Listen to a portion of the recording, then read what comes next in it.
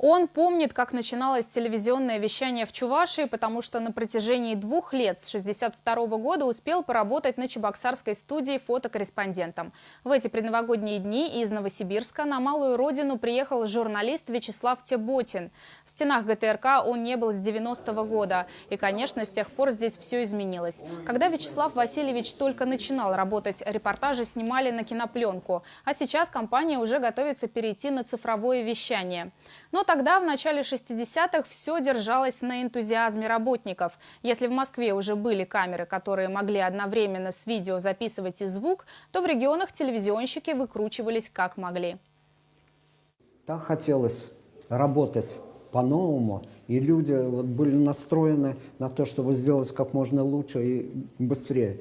И поэтому писали на магнитофон звук и старались совмещать кадры 24-25, чтобы артикуляция губ совпадала с тем, что человек говорил. Сейчас многие телефильмы снимаются на фотоаппараты, и ветераны шутят. Телевидение вернулось к тому, с чего начиналось. Вячеслав Теботин выезжал на события с фотоаппаратом «Зоркий». Потом быстро печатал снимки и нес их студийному оператору. В то время снимали очень много на фото.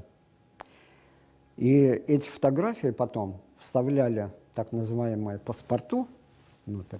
И перед 2 камерами телевизионными в студии на таких заставках, как пюпитры, эти паспорта выставлялись.